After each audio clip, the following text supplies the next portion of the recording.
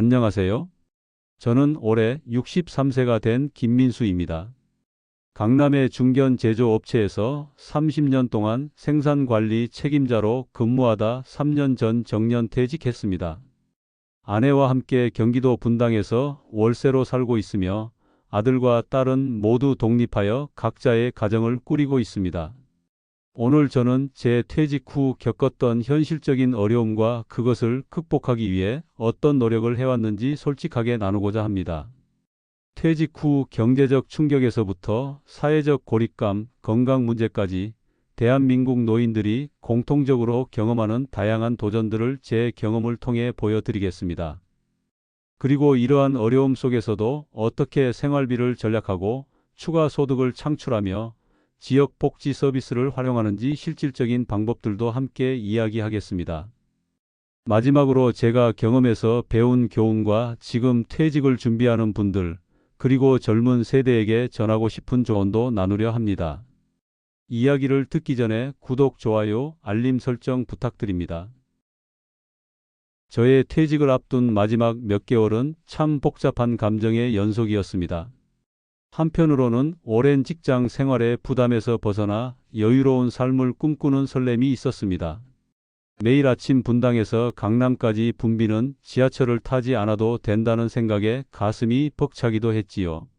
다른 한편으로는 앞으로의 생활에 대한 불안감이 계속 찾아왔습니다.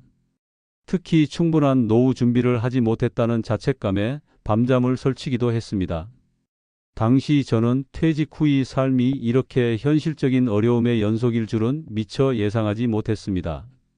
회사 동료들과의 작별 인사를 나눌 때는 자주 만나자는 약속도 했지만 그 약속이 얼마나 공허해질지도 알지 못했습니다. 제조업체에서의 30년 근무 기간 동안 저는 월 평균 450만 원의 급여를 받았습니다. IMF 외환위기와 2008년 금융위기 때도 다행히 정리해고 없이 버틸 수 있었습니다. 물가 상승률을 감안하면 급여는 나쁘지 않은 수준이었지만 두 자녀의 사교육비와 대학 등록금, 그리고 결혼 비용으로 인해 충분한 저축을 하지 못했습니다. 특히 서울에서 자녀를 키우는 비용은 정말 만만치 않았습니다. 영어학원, 수학학원, 예체능까지 아이들 교육비만 월 100만 원이 넘었습니다. 게다가 경기도 고양시에 계신 부모님의 의료비도 매달 지출해야 했습니다. 매달 약 100만 원 정도를 저축했지만 큰 지출이 있을 때마다 이 금액은 줄어들었습니다. 퇴직 시 받은 퇴직금은 약 1억 5천만 원이었습니다. 처음에는 이 정도면 괜찮겠구나라고 생각했습니다. 그러나 자세히 계산해 보니 충격적이었습니다. 30년 근무의 대가가 이것이라니. 게다가 이 금액으로 앞으로 20에서 30년을 살아야 한다고 생각하니 막막했습니다. 특히 자가주택이 없는 상황에서 월세 부담과 생활비, 의료비 등을 고려하면 약 10년 정도 버틸 수 있는 금액에 불과했습니다. 퇴직 후 생활 설계를 해보니 매달 200만 원만 사용해도 약 7년이면 모든 퇴직금이 소진되는 계산이 나왔습니다. 퇴직 첫 달은 마치 긴 휴가처럼 느껴졌습니다. 30년 만에 처음으로 아침에 알람 없이 자연스럽게 깨어났습니다. 서두를 필요 없이 여유롭게 일어나 커피 한 잔과 함께 신문을 읽고 근처 탄천을 산책하는 일상이 새롭고 즐거웠습니다. 그러나 3개월이 지나자 현실이 서서히 다가왔습니다. 통장 잔고는 줄어들고 사회적 관계는 축소되었으며 하루 일과를 채우는 것도 어려워졌습니다. TV 프로그램을 보는 시간이 늘어나고 무료함에 집안을 서성이는 날이 많아졌습니다. 가장 큰 충격은 한 번 직장을 떠나면 다시 그에 상응하는 일자리를 찾는 것이 거의 불가능하다는 사실을 깨달았을 때였습니다. 이력서를 여러 곳에 제출했지만 대부분 나이를 이유로 거절당했습니다. 60대 초반의 나이가 이렇게 큰 장벽이 될 줄은 몰랐습니다. 국민연금으로 매월 받는 금액은 87만 원에 불과합니다. 30년 동안 성실하게 납부했음에도 실제 생활을 유지하기에는 터무니없이 부족한 금액입니다. 게다가 국민연금공단에서는 매년 물가 상승률에 맞춰 인상해 준다고 하지만 실제 체감 물가 상승에는 한참 미치지 못합니다. 삼성생명에 가입한 개인연금도 매월 35만 원 정도로 역시 충분하지 않습니다. 퇴직금을 조금씩 사용하고 있지만 요즘 같은 고물가 시대에는 예상보다 빠르게 소진될 것이라는 불안감이 항상 존재합니다. 특히 식료품 값이 1년 사이 30% 이상 오른 것이 체감됩니다. 매달 고정적으로 나가는 돈은 약 250만 원입니다. 월세 65만 원, 관리비 15만 원, 식비 70만 원, 의료비 30만 원, 교통비 15만 원, 통신비 10만 원, 기타 잡비 45만 원 정도입니다. 국민연금과 개인연금을 합쳐도 122만 원에 불과해 매달 128만 원이 부족합니다. 이 부족분을 퇴직금에서 충당하고 있습니다. 퇴직 후 정기적인 건강검진이 없어지면서 건강관리에 소홀해졌습니다. 회사에서는 매년 종합검진을 제공했지만 이제는 2년에 한 번 국가에서 제공하는 기본검진만 받고 있습니다. 그 결과 고혈압이 악화되었고 이명과 초기 백내장 증상도 나타났습니다. 의료비 부담이 커지면서 가능한 병원 방문을 미루게 되었고 이는 결국 건강 상태를 더욱 악화시켰습니다. 처방약 값만 한 달에 12만 원이 넘습니다. 건강보험이 있지만 본인 부담금과 비급여 항목들로 인해 예상보다 많은 비용이 발생합니다. 특히 치과 치료는 거의 대부분이 비급여 항목이라 부담이 큽니다. 임플란트 하나에 150만 원이 넘는데 이런 비용을 감당하기는 정말 어렵습니다. 결국 치아 건강이 나빠지면서 식습관도 변하고 영양 상태도 악화되는 악순환이 계속됩니다. 자가주택을 마련하지 못한 것이 가장 큰 경제적 부담으로 작용하고 있습니다. 현재 분당의 월세는 65만 원으로 연금의 상당 부분을 차지합니다. 전세로 전환하고 싶지만 분당에서는 1억 5천만 원 이상의 목돈이 필요해 현실적으로 불가능합니다. 임대료 상승에 대한 불안감도 항상 존재합니다. 2년마다 계약을 갱신할 때마다 집주인이 월세를 올릴까 두려움에 밤잠을 설치기도 합니다. 최근에는 임대차 3법으로 인해 어느 정도 보호받고 있지만 이것도 영원한 대책은 아닙니다. 이사를 가더라도 새로운 곳에 적응하는 것이 쉽지 않습니다. 특히 병원, 마트, 복지시설 등 노인에게 필요한 인프라가 잘 갖춰진 곳은 월세도 비싼 경우가 많습니다. 결국 주거 문제는 노후 생활의 가장 큰 불안 요소 중 하나입니다. 퇴직 후 직장 동료들과의 연락이 서서히 줄어들었습니다. 처음에는 한 달에 한 번씩 모임이 있었지만 시간이 지날수록 각자의 사정으로 참석률이 낮아졌습니다. 2년이 지난 지금은 몇몇 친한 동료와만 가끔 연락하는 정도입니다. 새로운 인간관계를 형성하는 것도 쉽지 않았습니다. 아파트 주민들과도 인사만 하는 정도지 깊은 관계로 발전하기는 어렵습니다. 자녀들은 각자의 삶에 바빠 한 달에 한 번 정도 만나는 것이 전부입니다. 명절에도 짧게 만나고 헤어지는 경우가 많아졌습니다. 하루 종일 아내와 둘이서만 지내는 날이 많아지면서 대화 주제도 떨어지고 생활의 단조로움을 느끼게 되었습니다. 간혹 사소한 일로 다투는 횟수도 늘었습니다. 퇴직 전에는 일에 치여 못 느꼈던 외로움이 이제는 일상이 되었습니다. 저는 이러한 정서적 어려움과 함께 현실적인 문제를 시급하게 해결해야 했습니다. 매월 지출되는 생활비를 어떻게 관리할 것인가는 퇴직 후 가장 중요한 과제 중 하나였습니다. 외로움을 달래기 위한 취미 활동이나 모임 참석도 결국은 비용이 발생하는 일이니까요. 그래서 저는 체계적인 지출 계획과 전략 방안을 찾아 실천하기 시작했습니다. 퇴직 2년 차에 분당에서 경기도 용인으로 이사하여 월세를 20만 원 전략했습니다. 비록 교통이 불편해졌지만 연간 240만 원의 전략 효과가 있었습니다. 주거 면적도 줄여 관리비도 줄일 수 있었습니다. 또한 LH에서 제공하는 공공임대주택을 신청하여 대기 명단에 올라 있습니다. 국가에서 제공하는 주거 안정 지원 프로그램에 대해서도 적극적으로 알아보고 있습니다. 경기도에서 시행하는 경기도형 주택 바우처도 신청했습니다. 장기적으로는 요양원이나 실버타운 입주도 고려하고 있습니다. 비용이 부담되지만 의료 서비스와 식사, 여가 활동 등이 한 곳에서 해결되는 장점이 있습니다. 국민연금공단에서 운영하는 저비용 노인복지주택에 대해서도 알아보고 있습니다. 식비는 대형마트보다 지역시장과 농협 하나로마트를 이용하고 계절식품을 중심으로 구매하며 약 30% 절약했습니다. 특히 용인 시내의 재래시장에서는 유통기한이 얼마 남지 않은 식품을 저렴하게 판매하는 코너가 있어 자주 이용합니다.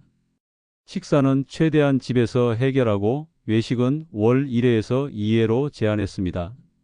평일 점심에는 지역 복지관의 노인 식당을 이용해 3,000원에 영양가 있는 식사를 합니다. 반찬은 일주일치를 한꺼번에 만들어 냉동 보관합니다. 의료비는 국가에서 제공하는 노인 건강검진을 정기적으로 받고 약국에서 일반의 약품으로 대체 가능한 것은 처방 없이 구입합니다. 만성질환 약은 3개월치를 한 번에 처방받아 병원 방문 횟수를 줄였습니다. 의료급여 2종 수급권자 신청도 고려 중입니다.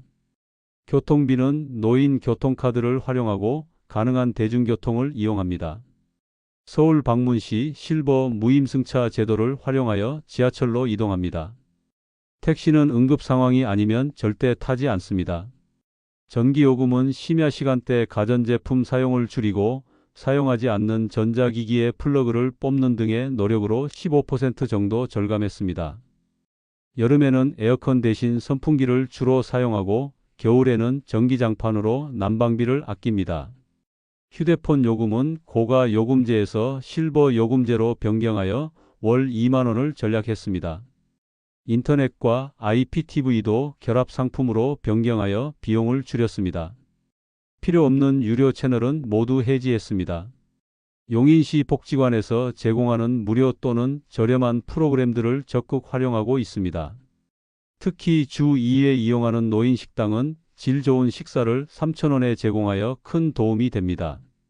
또한 복지관의 건강 강좌와 문화 프로그램에 참여하면서 새로운 인간관계도 형성하게 되었습니다. 구청에서 제공하는 노인 일자리 정보, 의료 지원 프로그램 등도 적극적으로 활용하고 있습니다.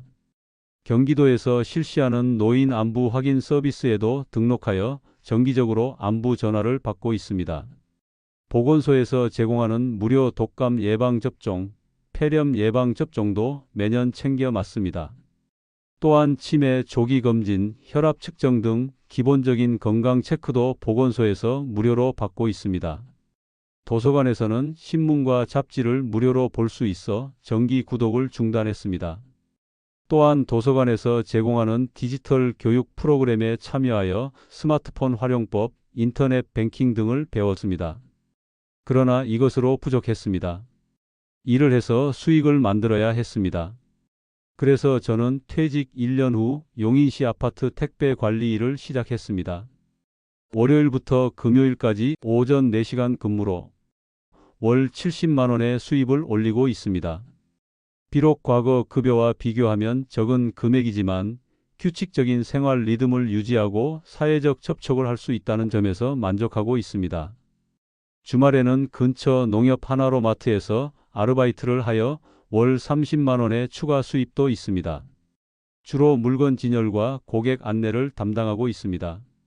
이렇게 두 가지 일을 통해 매월 100만 원의 수입이 생겨 경제적 부담이 크게 줄었습니다. 국가에서 지원하는 노인 일자리 사업에도 참여했습니다. 초등학교 주변 교통 안전 지도 활동으로 6개월간 월 27만 원을 추가로 받았습니다. 비록 계절적 한계가 있지만 아이들과 접촉하면서 활력을 얻을 수 있었습니다. 지금은 컴퓨터 활용 능력을 살려 간단한 데이터 입력 재택근무를 찾고 있습니다. 온라인 플랫폼을 통해 단기 프로젝트를 수행하는 방법도 배우고 있습니다. 실버 크라우드 워커로 활동하면 시간과 장소에 구애받지 않고 일할 수 있다는 장점이 있습니다. 또한 평생 축적한 제조업 경험을 살려 중소기업 컨설팅이나 멘토링에 참여할 수 있는 기회를 모색 중입니다. 이를 위해 중소기업진흥공단과 관련 협회에 문의하고 네트워크를 구축하고 있습니다. 장기적으로는 취미를 수익으로 연결하는 방안도 고려하고 있습니다. 젊었을 때부터 즐겨온 사진 촬영 기술을 활용해 지역 행사나 가족 모임의 사진을 찍어주는 일도 가끔 하고 있습니다. 얼마 되지 않지만 추가 수입이 되기도 하고 즐겁게 할 수 있는 일이라 만족스럽습니다. 이처럼 퇴직 후에도 여러 방법으로 소득을 창출하고 있지만 솔직히 말하면 이런 노력들이 필요 없었으면 좋았을 것입니다. 지금 와서 돌이켜보니 젊었을 때부터 더 체계적으로 노후를 준비했다면 지금처럼 추가 소득을 걱정할 필요가 없었을 겁니다. 제 경험을 통해 얻은 교훈들을 나누자면 무엇보다도 젊은 시절부터 계획적인 노후 준비가 얼마나 중요한지를 강조하고 싶습니다. 가장 후회되는 것은 주택 마련을 미룬 것입니다. 2000년대 초반 분당 아파트 가격이 지금의 3분의 1 수준이었을 때 구매하지 않은 것이 가장 큰 실수였습니다. 월세로 인한 경제적 부담은 퇴직 후 가장 큰 어려움 중 하나입니다. 또한 개인연금 가입을 너무 늦게 시작한 것도 아쉬움이 남습니다. 50대에 가입했기 때문에 충분한 연금을 받지 못하고 있습니다. 30대부터 시작했다면 지금 2배 이상의 연금을 받을 수 있었을 것입니다. 건강관리도 직장 생활 중에는 업무에 치여 소홀했는데 이로 인한 만성질환이 퇴직 후 삶의 질을 크게 떨어뜨리고 있습니다. 특히 직장에서의 스트레스와 불규칙한 식사, 음주, 흡연 등이 건강에 악영향을 미쳤다고 생각합니다. 퇴직 후 사회적 관계 유지를 위한 준비도 부족했습니다. 직장 외에 다양한 커뮤니티나 모임에 참여하지 않았기 때문에 퇴직 후 사회적 고립감을 크게 느꼈습니다. 취미 활동이나 봉사 활동 등을 미리 시작했다면 좋았을 것입니다. 이러한 후회와 경험을 바탕으로 말씀드리자면 노후 준비는 빠를수록 좋지만 늦었다고 포기하면 절대 안 됩니다. 지금 이 영상을 보고 계신 분이 은퇴를 5년 앞두고 있더라도 지금부터라도 집중적인 준비를 시작하셔야 합니다. 첫째, 생활비를 철저히 분석하고 불필요한 지출을 줄이세요. 은퇴 후 필요한 생활비를 현실적으로 계산하고 그에 맞는 준비를 해야 합니다. 저는 이 부분에서 큰 오산을 했고 결국 퇴직 후 생활 수준을 대폭 낮춰야 했습니다. 둘째, 가능하다면 주택 구매나 전세로 주거 안정을 확보하세요. 월세는 노후에 가장 큰 부담이 됩니다. 지금 당장은 대출이 부담스럽더라도 작은 평수라도 자기 집이 있으면 노후 생활이 훨씬 안정됩니다. 제 경우 분당에서 월세로 살다 보니 매달 나가는 주거비가 연금의 대부분을 차지하게 되었고 이것이 경제적 어려움을 가중시켰습니다. 셋째, 국민연금 외에 개인연금이나 퇴직연금에 적극 가입하세요. 세제 혜택도 받을 수 있고 노후 소득원을 다양화할 수 있습니다. 국민연금만으로는 절대 충분하지 않습니다. 넷째, 퇴직 후 할 수 있는 일을 미리 탐색하고 필요한 기술을 습득하세요. 디지털 기기 활용법, 외국어, 자격증 등을 미리 준비해 두면 퇴직 후 재취업이나 창업에 도움이 됩니다. 다섯째, 건강관리에 투자하세요. 노후의 의료비 부담은 예상보다 훨씬 클 수 있습니다. 정기검진, 적절한 운동, 금연, 절주 등 기본적인 건강관리는 노후의 삶의 질을 크게 좌우합니다. 노후를 위한 준비를 빨리 시작하세요. 작은 금액이라도 일찍 시작하면 복리 효과로 큰 차이가 납니다. 월 10만 원을 30년 동안 연 5%로 투자하면 약 8천만 원이 됩니다. 하지만 같은 금액을 10년만 늦게 시작하면 약 4천만 원에 불과합니다. 자산 관리에 관심을 갖고 기본적인 투자 지식을 쌓으세요. 부동산만이 유일한 투자 수단이 아니라 주식, 채권, 펀드 등 다양한 투자 상품에 분산 투자하는 것이 중요합니다. 특히 인덱스 펀드나 ETF 같은 저비용 상품을 활용하는 것이 좋습니다. 직업 기술을 꾸준히 업데이트하고 평생 학습하는 습관을 기르세요. 4차 산업혁명 시대에는 기존 일자리가 빠르게 변화하고 있습니다. 변화하는 환경에 적응할 수 있는 유연성과 지속적인 학습 능력이 중요합니다. 퇴직 후에도 활용할 수 있는 전문성과 취미를 개발하세요. 직장 생활만으로 자신의 정체성을 규정하면 퇴직 후 큰 공허함을 느낄 수 있습니다. 삶의 다양한 영역에서 의미와 가치를 찾을 수 있도록 미리 준비하세요. 무엇보다 건강은 가장 중요한 자산입니다. 젊을 때부터 정기적인 운동과 건강한 식습관을 유지하세요. 신체적 건강뿐만 아니라 정신적 건강도 관리해야 합니다. 스트레스 관리, 충분한 휴식, 좋은 인간관계 유지 등이 모두 중요합니다. 저의 퇴직 후 3년의 시간은 많은 어려움과 도전의 연속이었지만 동시에 새로운 삶의 방식을 발견하는 과정이기도 했습니다. 경제적 불안감은 여전히 있지만 소박하고 의미 있는 삶의 가치를 재발견하게 되었습니다. 퇴직은 끝이 아니라 새로운 시작임을 깨달았습니다. 인생의 3분의 1 이상을 퇴직 후 보내게 될 수도 있습니다. 우리나라의 평균 수명이 계속 늘어나는 것을 고려하면 60세에 퇴직한 사람은 앞으로 20에서 30년을 더 살게 될 가능성이 높습니다. 이 긴 시간을 어떻게 준비하고 보낼지는 전적으로 우리의 선택과 준비에 달려 있습니다. 저의 경험이 비슷한 상황에 처한 분들께 조금이나마 도움이 되길 바랍니다. 늦었다고 생각될 때가 가장 빠른 때입니다. 지금 이 순간부터 준비하세요. 그리고 현재의 상황이 어렵더라도 희망을 잃지 마세요. 우리에게는 아직 많은 시간이 있고 새로운 가능성이 있습니다. 여러분의 노후가 경제적으로도 정서적으로도 풍요롭고 의미 있는 시간이 되기를 진심으로 기원합니다. 오늘 영상이 도움이 되셨다면 좋아요와 구독 버튼을 눌러주세요. 알림 설정까지 해두시면 매주 올라오는 은퇴 생활 꿀팁을 놓치지 않으실 수 있습니다.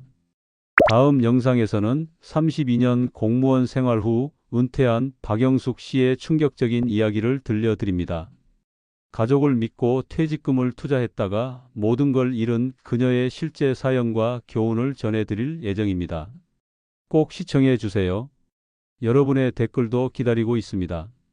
여러분의 노후 준비 방법이나 고민거리를 댓글로 남겨주시면 함께 이야기 나눠보도록 하겠습니다. 끝까지 시청해 주셔서 감사합니다.